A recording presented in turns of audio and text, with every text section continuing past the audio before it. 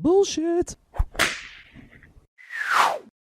It's the No Bullshit Marketing Show. I'm Dave Mastovich, CEO and founder of Mass Solutions, the world's only no bullshit marketing consultants. What your employees really hear is what this episode will be about, because it's not what you think. Think about this. Start off with a family. You're in a family. If you're a son, daughter, mom, dad, uncle, aunt, whatever. When things are talked about in a family, how quickly do people do exactly what they were asked to do? So I can say as a dad that I feel I have to tell my sons again and again and again and again to do something, which I think is pretty normal as people are growing up. But I will tell you this, my family will tell you that they also have to tell me to do certain things again and again and again. Why is that? Why is that? It's because of a multitude of things. The first is how we listen. The second is how we process. The third is what was the channel. The fourth is what importance level did we place on it. So if that's happening in a family, think about how it would happen in the workplace. Because when you're in the workplace, there's a lot going on. You're under pressure. There's a portion of people that see it as a means to an end. There's another portion that see it as something they like to get some intrinsic value about. And there's another portion that see it as like a super passionate thing. So those are all kinds of different mindsets. Plus, you're not like a family where there's the natural tie-in of a family. This is people that are just getting to know each other, sometimes don't like each other, and they aren't family members. You can dislike family members, but they're family. So you got all these reasons why employees hear something different than what you say. The frustration comes from leaders and managers who wonder, why do I have to keep telling them this again and again and again? And they're frustrated thinking, I tell them that. I told them they need to fill out this form this way. They need to do this that way. They got to be 5 minutes early for this meeting, whatever. And they're not realizing that it's about repetition of message. It's about channels, having multi-channels of telling a message. And it's about leveraging the power of story so that the message conveys an emotional response and is remembered. So that means you need to incorporate anecdotes and analogies to get people's minds to let down their guard and relate to you and begin to hear what you're saying. So the first step for you as a leader or manager when it comes to what your employees really hear, because it's not what you think or want, the first is active listening by you. Active listening by the leader or manager so that you can lead by example. Because the first breakdown comes down to listening. The first breakdown is there's a lot of passive listening going on while people are doing this thing that really doesn't work, and it's called multitasking. So people are not focusing on one thing with all their entirety. The original definition of multitasking was to be able to do multiple things, not necessarily at the same time, but we've conveyed it to, well, I need to do it at the same time. I need to be able to check my phone while I'm writing over here, while I'm walking down here, while I'm doing that. But you really need to give your focus to one thing at a time, then jump to the second one, then jump back to the one. And that's multitasking in its good form. Multitasking at the same time is not. So when someone is multitasking at the same time, they're passive listeners at best. Even when people are only focusing on one thing, they're often passive listeners because they're often listening to think about what they're going to say next.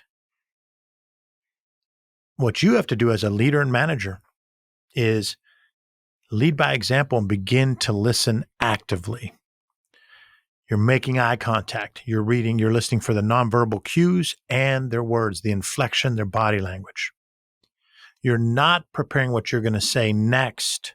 You might even be taking notes if you want to do it on your notes app on the phone tell them that so they don't think you're texting. Or if you want to write in front of them on the piece of paper, say, is it okay if I take some notes? All of this contributes to listening actively. Repeating back what you think you heard is part of active listening. So step number one of learning what your employees really hear, because it's not what you think, and then making it better, is active listening. Step number two is to ask clarifying questions that are open-ended. Ask clarifying questions that are open-ended. It sounds like you're saying that we've got a problem with communication across departments. Yes, that's what I'm saying. How do you think that's impacting the situation? Well, we're not able to get things done on time and on budget because we're waiting on them. Blah, blah. When you ask open-ended, clarifying questions, that's step number two of improving your communication with employees. Step number two of improving productivity and helping with retention of current employees. Step number three ties to it's got to be a multi-channel approach because we all consume content differently. So let's say you love using Slack.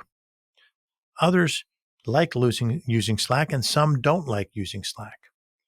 Let's say you don't like using Zoom calls. Well, some people really like Zoom calls. Others kind of like and others don't. Let's say you despise email. Well, some people love email. Some people kind of like email. And some people despise email. So you have to have a multi-channel approach as step three to improve your employee communication, a multi-channel approach because we all consume content differently. We all have different preferences. We all have content that hits us and resonates with us more through a certain channel. Number four ties to any type of reading. When you want someone to read, whether it's on Asana or Slack or Glip or any kind of online project management tool, or whether it's in an email, whether it's in a blog post, whether it's in a presentation, people skim. They don't read for the most part. People skim. They don't read for the most part, a good percentage.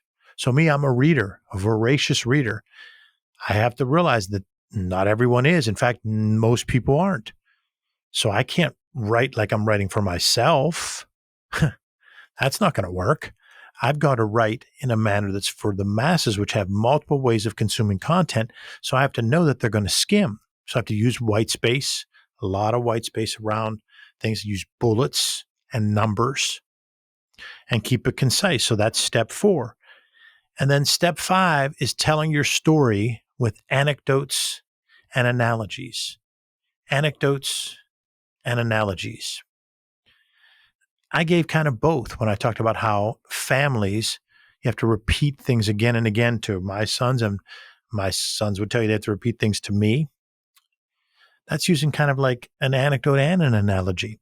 But when you tell a story, a brief story that's memorable, that helps to convey the point. So instead of saying, I need you to do task A by Friday, and you need to do X, Y, and Z when you get it done, pull that into an anecdote. Do you remember when we talked about this and did this project a couple years ago? Yeah. You remember how positive the impact was? The reason that impact happened was because we had a process, we had a system, we followed it, we communicated it to each other, we met our goals on time and on budget. I believe we can do that with this project too, but we have to have a system and a process, so we have to follow X and Y, and we have to achieve Z and Q. Can you commit to that with me? Now you've asked the question, can you commit to that with me? Of course they're going to say yes, but they also heard you. But then a clarifying question. Remember, one of the other ones was ask open-ended clarifying questions. Can you tell me what you think you heard? Wow. Now they're going to explain back what they think they heard from you. You're going to see how well they retained it or how well you said it. Probably a combination of both. If they didn't know, so you're pretty close, but also this. That's how you improve your internal communication. That's the way you work around what your employees really hear, because it's not what you think or hope. The 5 ways. Number 1, active listening by you to lead by example. Number 2 is ask clarifying questions that are open-ended so you know where they are, what they're picking up. Number 3 is a multi-channel approach because we all consume content differently. So you have to use multiple channels to make sure you cover whichever one that person does out of your people you're trying to reach on your team. Number 4 is when you have anything that needs written and read, you have to accept that people skim. So you write with bullet points, you write with numbered lists, you write with a lot of white space, and you keep it concise. And number 5 is you use anecdotes and analogies so you can leverage the power of storytelling by making an emotional impact that increases their retention of your message. If you'd like to talk more about this leader to leader, manager to manager, reach out at dave@masssolutions.biz. I love helping other leaders to communicate better so their employees hear what they want them to hear. Thanks for listening to another episode of the No Bullshit Marketing Show, recorded here in MassSolutions studio in bold, beautiful downtown Pittsburgh, Pennsylvania. Remember, ask yourself, what's the big idea? And build your story around the answer. It's all about bold solutions, no BS.